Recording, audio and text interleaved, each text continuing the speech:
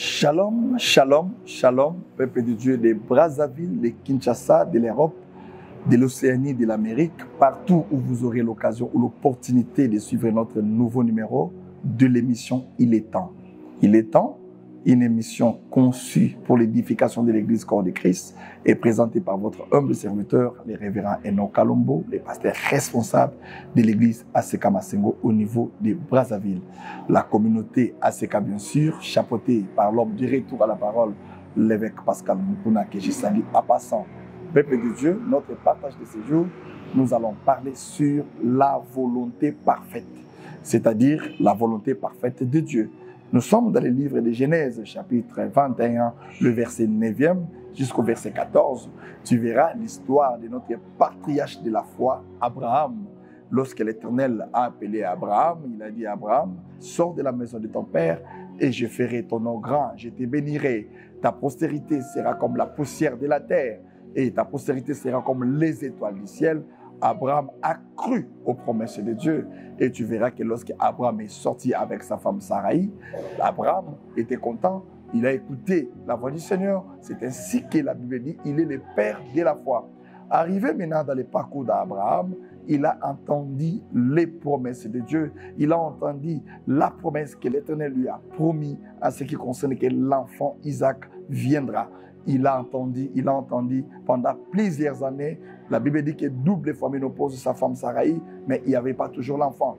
Jusqu'à ce qu'Abraham était fatigué à tel point, il a couché avec sa servante pour avoir Ismaël comme enfant. Et la Bible déclare, vous verrez maintenant que lorsque Ismaël est venu, Abraham pensait que c'était aussi la volonté de Dieu. Il croyait que Ismaël, c'était une bénédiction que Dieu avait promis. Or, en réalité, ce n'était pas ça. Dieu n'avait pas promis Ismaël, mais il avait promis Isaac. Raison pour laquelle nous parlons de la volonté parfaite de Dieu et de la volonté permissive de Dieu. C'est-à-dire quelque chose qui n'est pas la volonté de Dieu, il y aura toujours des problèmes, il y aura toujours des difficultés. Et lorsque Ismaël est venu, Abraham pensait, il croyait que réellement Dieu m'avait béni. Or, ce n'était pas le cas. À un moment donné, vu que la promesse de Dieu va toujours s'accomplir en conformité avec Habakkuk qui dit que même si la promesse de Dieu tarde, attends-la, car elle s'accomplira certainement. Au fil des années, après avoir reçu Ismaël, tu verras qu'Abraham maintenant, Isaac, Sarah était enceinte selon la promesse et l'accomplissement de la promesse de Dieu. Il a eu maintenant Isaac. Et lorsque Isaac est venu, automatiquement, il y a eu maintenant un problème. Tu verras maintenant dans Genèse chapitre 21, verset 9 à 14, que les difficultés ont commencé. Et Sarah a préféré qu'on puisse chasser Agar dans la maison. Et la Bible déclare, Dieu a permis, Dieu a dit à Abraham, tu dois chasser Agar et son fils. Vous voyez maintenant quelque chose qui n'est pas la volonté de Dieu, qui est la volonté des hommes, tu verras qu'il y aura toujours des difficultés de cohabiter ensemble. Or, la vraie bénédiction, c'était Isaac. Or, selon la pensée de Dieu, Isaac, c'était une bénédiction que Dieu avait promise. Automatiquement, il ne pouvait pas grandir avec Ismaël.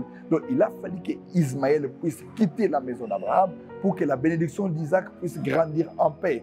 Mais bien aimés dans le Seigneur, c'est ainsi qu'aujourd'hui, nous avons beaucoup de chrétiens. Nous prions, mais nous vivons avec des Ismaël. Ismaël, c'est qui? Ismaël, c'est quelque chose qui est dans ta vie, mais qui n'est pas la volonté de Dieu. Quelque chose que tu vis avec, mais ce n'est pas la volonté de Dieu. Ça peut être une relation, ça peut être un travail. Ismaël peut être une relation, un homme ou une femme qui se sont mariés ensemble, mais ce n'était pas la bénédiction ni la volonté de Dieu, c'est aussi Ismaël. Mais pour que Isaac puisse venir, tu dois d'abord libérer Ismaël pour que la bénédiction de Dieu d'Isaac puisse vivre rassurément, puisse vivre automatiquement et avec joie dans la maison d'une personne. C'est pourquoi il y a beaucoup de gens qui prient le Seigneur, qui viennent à l'église. Il y a beaucoup de gens qui citent le nom de Jésus-Christ, mais tu verras qu'ils vivent avec les Ismaël. Or, lorsque Ismaël est dans ta maison, Isaac n'aura pas la paix. C'est ainsi que Dieu a fait comprendre à Abraham que tu dois chasser la femme Agar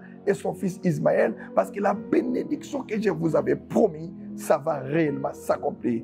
Bien-aimés dans le Seigneur, je voulais dire à quelqu'un, à une personne qui a l'occasion de nous suivre, des fois, peut-être Dieu veut te bénir. Il y a des fois que tu arrives au moment où la bénédiction de Dieu a sonné à ta porte. Il y a des fois où l'Éternel a déjà décidé, le temps de Dieu est arrivé à ta porte. Mais Dieu ne peut pas faire quelque chose. Pourquoi? Parce que Ismaël est entre tes mains. Parce que le travail que tu as, la femme que tu as, l'homme que tu as, les activités que tu fais, c'est juste Ismaël. Et Dieu veut que tu te débarrasses d'abord d'Ismaël pour que l'enfant Isaac puisse vivre en paix. Parce que c'est Isaac qui est la volonté parfaite.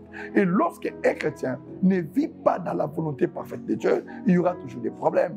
Imagine-toi, tu fais des enfants, bien-aimés dans le Seigneur, avec un homme qui est Ismaël ou qui est une volonté permissive, qui n'est pas la volonté parfaite de Dieu. Alors Dieu vient te le dire, Père de Dieu, sépare-toi de cet homme-là. Voici la douleur qui peut survenir. C'est pourquoi la Bible dit très tôt le matin, l'Éternel a dit à Abraham, les matins, c'est-à-dire pour libérer Ismaël, on libère Ismaël très tôt pour que cela ne produise pas les effets. Père de Dieu dans le Seigneur, là où tu me suis, tu peux vivre aussi avec un Ismaël. Tu peux te retrouver dans les cas que nous enseignons. L'Éternel te parle, l'Éternel te dit, tu dois te séparer d'Ismaël, quelque chose qui n'est pas la volonté de Dieu. Et la Bible dit dans Jérémie chapitre 33, verset 3, invoque-moi, je te répondrai, je te montrerai les choses qui sont cachées. Et Dieu sait que lorsque quelqu'un invoque le Seigneur, l'Éternel va lui montrer les choses qui sont derrière le mur. Tu dois nécessairement prier pour que l'Éternel Dieu t'oriente dans la volonté qui est parfaite. Aussi longtemps que tu vivras dans une volonté permissive qui n'est pas la volonté de Dieu, tu auras toujours des problèmes. Comme Abraham avait eu des problèmes. Imagine-toi se séparer d'un enfant qui est ton sang. Mais la Bible dit qu'il est Ismaël, tu dois le chasser. Père de Dieu, voilà au moins le partage que nous partageons à ces jours. Nous voulons que lorsque nous marchons avec le Seigneur, lorsque vous êtes appelés chrétiens, lorsque vous priez, il y a ce qu'on appelle la part de Dieu et la part des hommes. La part de Dieu, et lorsque Dieu a parlé sur ses promesses, il t'a promis des choses, que tu seras la tête et non la queue. L'Éternel t'a promis une vie meilleure, un avenir tellement meilleur. Mais il faut que tu puisses jouer aussi ton rôle. S'il y a la part de Dieu, il y a aussi la part des hommes. Ta part est de vérifier réellement, est-ce que tu marches dans la volonté de Dieu? Il y a beaucoup de gens qui pleurent devant le Seigneur, dans les églises, dans les chaînes de prière, que Seigneur, depuis que j'ai commencé à prier, je ne vois pas la main de Dieu. Depuis que j'ai commencé à faire des services, je gêne, je ne vois rien. Mais vérifie-toi, est-ce que tu ne vis pas avec Ismaël? Parce qu'aussi longtemps que Ismaël sera dans ta maison, aussi longtemps que tu vivras avec Ismaël dans tes relations, Isaac ne viendra jamais. Isaac, c'est une bénédiction que Dieu a promis pour ta vie. Isaac, c'est une bénédiction que l'Éternel a prévue pour toi. La bénédiction de ta destinée. Mais la destinée de ta bénédiction ou la bénédiction de ta destinée ne peut jamais cohabiter avec quelque chose qui est de mauvais, quelque chose qui n'est pas la volonté de Dieu. C'est pour cela, à travers ces messages, regarde-toi bien. On ne peut jamais, peuple de Dieu, demander à Dieu quelque chose, ou soit le mariage, aussi longtemps que tu vis avec d'autres relations. Ça n'existe pas. Il faut d'abord se séparer de ces relations-là, que tu sois réellement libre. Et en ce moment, quand tu reviendras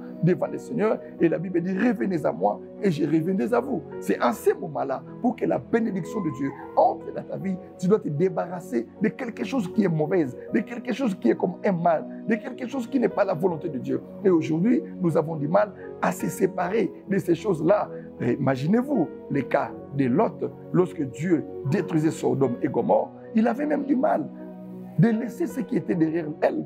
Regardez, et lorsqu'elle sortait, elle a regardé derrière et, mes bien-aimés de le Seigneur, nous connaissons parfaitement l'histoire. C'est pour cela, pour que la bénédiction de Dieu entre dans ta vie, tu dois te séparer de ce qu'on appelle Ismaël. Voilà au moins, peuple de Dieu, les partages qu'on devait partager à ce jour. Laisse que la parole que nous avons enseignée, le partage que nous avons fait, amène une petite lumière dans ta vie. Et étant chrétien, vous devez réellement accepter Isaac dans votre vie. Mais pour que Isaac arrive, il faut que Ismaël part. Que l'Éternel Dieu, dit avec Pascal Moukouna, bénisse cette parole. Que là où tu es, si tu as eu l'occasion réellement de nous suivre, s'il te plaît, mets une main dans ton cœur. Nous allons faire une petite prière. Que cette parole soit une bénédiction pour toi.